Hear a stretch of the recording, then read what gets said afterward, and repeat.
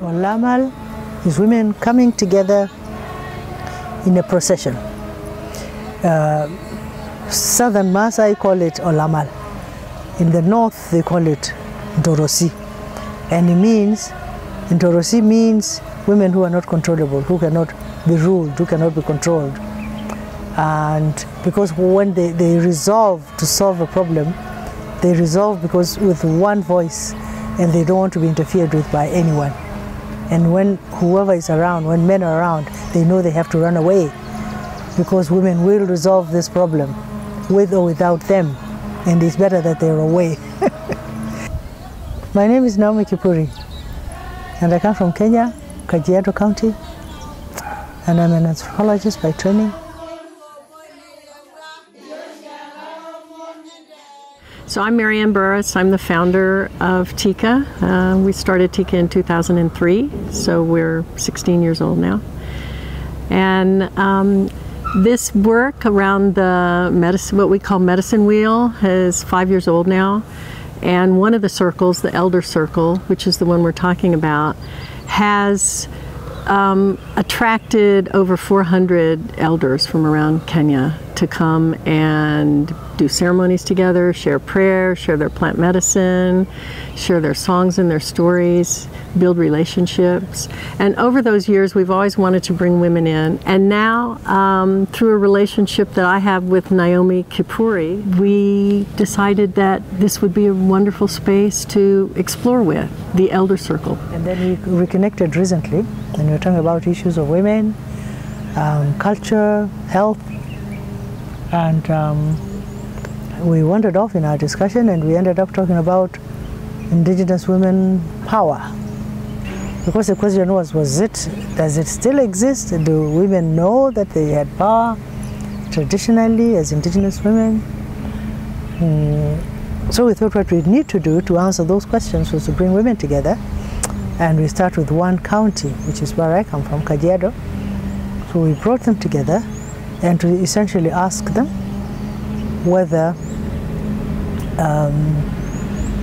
what was their responsibilities as women in terms of to demonstrate that women had any power. So we wandered off, and we ended up discussing Olamal, and it turned out maybe 60–70% of them said yes, they're still existing in their areas, and a few said, oh, it's a long time ago since I saw it last. And but all of them said it is still desirable, and in fact some of them said that it is more desirable now than before. We decided to broaden it. All women requested actually that it should be broadened together, all sub-communities of Maas speakers. So we ended up including Kajiado, Narok, including Transmara, which is part of Narok, Samburu, Laikipia, and Ilchamus, who are in Baringo. When we did that, we asked the same question, whether it still exists in their areas. And in fact, most of them said yes, it still exists and is very strong in their areas.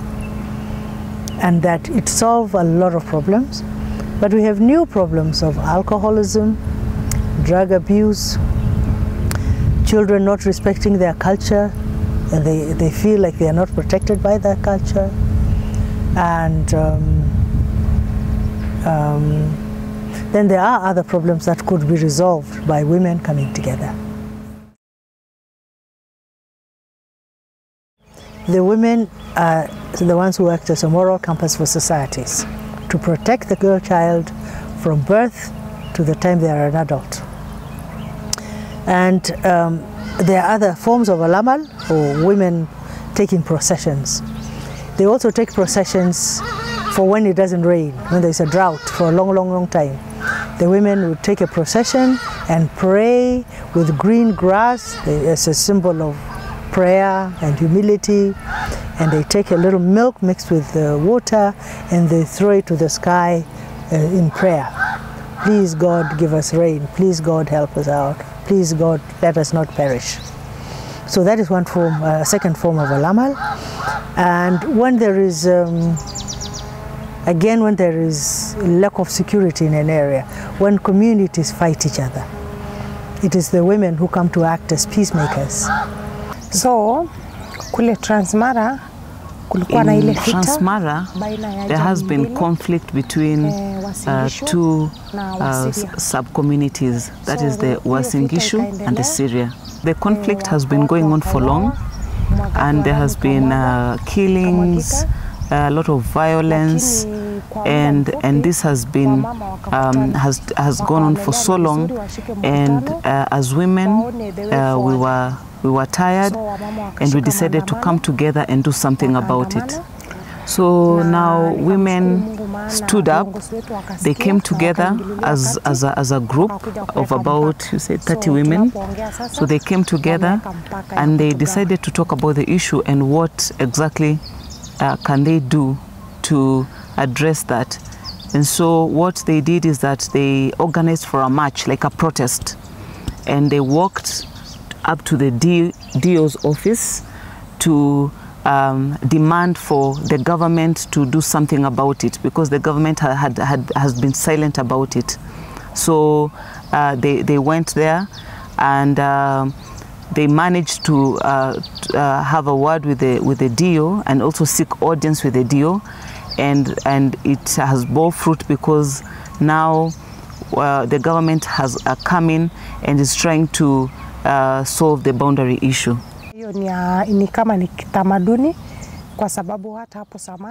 This is our tradition, and this is how women used to organize to solve issues. Traditionally, women will get, if they feel that there's an issue and they're tired of it, they will come together, organize, and resolve the issue. So this is something that has been picked from what has been done for a long time, for a long period of time.